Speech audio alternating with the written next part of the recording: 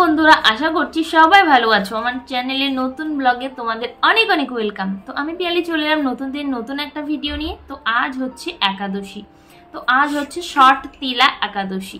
তো চলো, ষট তিলা একাদশী আজ হচ্ছে মঙ্গলবার 6ই ফেব্রুয়ারি, আর কালকে তো পারণ। তো কালকে পারণের টাইমও তোমাদেরকে আমি জানিয়ে দেবো। তো চলো তোমরা দেখতে থাকো আর মাহাত্ম্যটা শুনে নাও, ঠিক আছে? তো মাঘ মাসের কৃষ্ণপক্ষের ষট তিলা একাদশীর মাহাত্ম্য ভবিষ্যৎতর পুরাণে বর্ণিত আছে। যুধিষ্ঠির মহারাজ বললেন, হে জগন্নাথ, মুখে হাত দিও না, মুখে হাত থেকে হাত নামাও। হে জগন্নাথ, মাঘ মাসের কৃষ্ণপক্ষের একাদশী তিথির নাম কি, বিধি বা কি এবং তার ফল কি, সবিস্তারে বর্ণনা করুন। তদুত্তরে ভগবান বললেন, হে রাজন, এই একাদশী ষট তিলা নামে জগতে বিখ্যাত। এক সময় দার্লভ্য ঋষি মুনিশ্রেষ্ঠ পুলস্তকে জিজ্ঞাসা করেন, মর্তলোকে মানুষে ব্রহ্মহত্যা, গো হত্যা, অন্যের সম্পদ হরণ আদি পাপকর্ম দ্বারা নরকে গমন করে। যাতে তারা নরক গতি থেকে রক্ষা পায় তা যথাযথভাবে আমাকে উপদেশ করুন।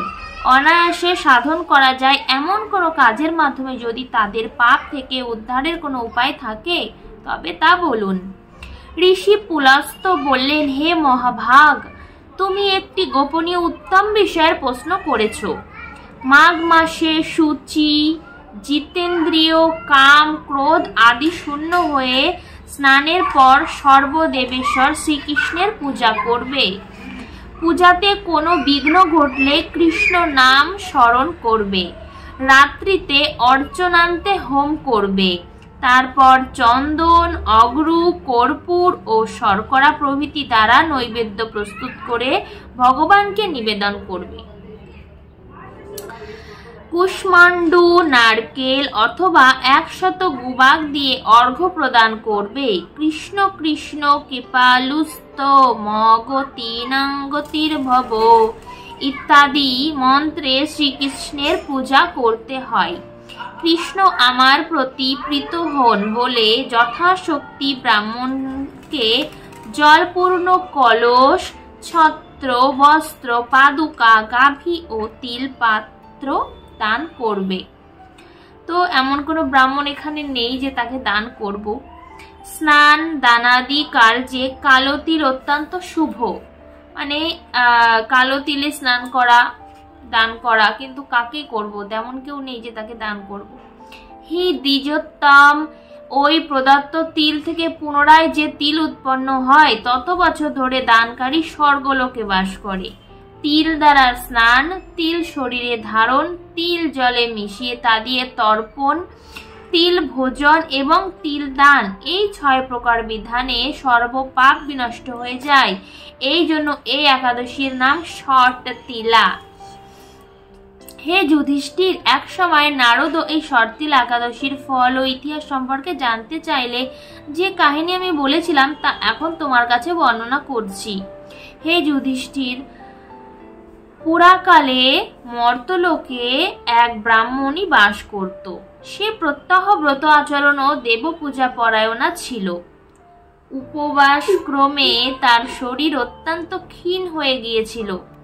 সে মহাসতী ব্রাহ্মণী অন্যের কাছ থেকে দ্রব্যাদি গ্রহণ করে দেবতা, ব্রাহ্মণ, কুমারীদের ভক্তি ভরে দান করত। ওরম করো না চুল। কিন্তু কখনো ভিক্ষুককে ভিক্ষাদান ও ব্রাহ্মণকে অন্নদান করেনি। এইভাবে বহু বছর অতিক্রান্ত হলো। আমি চিন্তা করলাম, কষ্টসাধ্য বিভিন্ন ব্রত করার ফলে ব্রাহ্মণীর শরীরটি শুকিয়ে যাচ্ছে। যে যথাযথভাবে বৈষ্ণবদের আর্চনও করেছে কিন্তু তাদের পরিতৃপ্তির জন্য কখনো অন্ন দান করেনি। তাই আমি একদিন কাপালিক রূপ ধারণ করে তার পাত্র হাতে নিয়ে তামার পাত্র হাতে নিয়ে তার কাছে গিয়ে ভিক্ষা প্রার্থনা করলাম। ব্রাহ্মণী বলল, হে ব্রাহ্মণ, তুমি কোথা থেকে এসেছো, কোথায় যাবে তা আমাকে বলো। আমি বললাম, হে সুন্দরী, আমাকে ভিক্ষা দাও। তখন সে ক্রুদ্ধ হয়ে আমার পাত্রে একটি মাটির ঢেলা নিক্ষেপ করলো। তারপর আমি সেখান থেকে চলে গেলাম। বহুকাল পরে সেই ব্রাহ্মণী ব্রত প্রভাবে সশরীরে স্বর্গে গমন করলো। মাটির ঢেলা দানের ফলে একটি মনোরম গৃহ সে প্রাপ্ত হলো। কিন্তু হে নারদ, সেখানে কোনো ধান ও চাল কিছুই ছিল না। গৃহ শূন্য দেখে মহাক্রোধে সে আমার কাছে এসে বলল, আমি ব্রত কৃচ্ছ সাধনা উপবাসের মাধ্যমে নারায়ণের আরাধনা করেছি, এখন হে জনার্দন আমার গৃহে কিছুই দেখছি না কেন? হে নারদ, তখন আমি তাকে বললাম, তুমি নিজ গৃহে দরজা বন্ধ করে বসে থাকো। মর্তলোকের মানবী সশরীরে স্বর্গে এসেছে শুনে দেবতাদের পত্নীরা তোমাকে দেখতে আসবে, কিন্তু তুমি দরজা খুলবে না। তুমি তাদের কাছে শর্তিলা ব্রতের পূর্ণ ফল প্রার্থনা করবে। যদি তারা সেই ফল প্রদানে রাজি হয় তবেই দরজা খুলবে। এরপর দেবপত্নীরা সেখানে এসে তার দর্শন প্রার্থনা করল। শর্তিলা ব্রতের ফল পেলেই কেবল সেই মানবী দর্শন দেবেন জেনে তাদের মধ্যে এক দেবপত্নী তার শর্তিলা ব্রতজনিত পূর্ণ ফল তাকে প্রদান করল। তখন সেই ব্রাহ্মণী দিব্যকান্তি বিশিষ্টা হলো এবং তার গৃহ ধনধান্যে ভরে গেল। দ্বার উদ্ঘাটন করলে দেবপত্নী তাকে দর্শন করে বিস্মিত হলেন। হে নারদ, অতিরিক্ত বিষয় বাসনা করা উচিত নয়। বিত্ত স্বার্থ কর্তব্য। নিজ সাধ্যমতে তিল, বস্ত্র ও অন্ন দান করবে। শর্তিলা ব্রতের প্রভাবে দারিদ্রতা, শারীরিক কষ্ট, দুর্ভাগ্য প্রভৃতি বিনষ্ট হয়। এই বিধি অনুসারে তিল দান করলে মানুষ অনায়াসে সমস্ত পাপ থেকে মুক্ত হয়। তো এই ব্রতটা বেশ একটু অন্যরকম, মানে এই ব্রতের মাহাত্ম্যটা, এই শর্তিলা একাদশী ব্রত মাহাত্ম্যটা একটু অন্যরকম।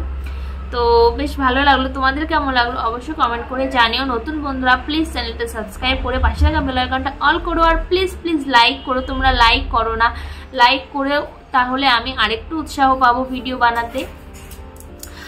আর আজকে তো একাদশী, আর কালকে বুধবার, কালকে হচ্ছে পারণ 6টা 13 থেকে 9টা 58-র মধ্যে পারণ আছে। তোমরা পারণ করে নিও।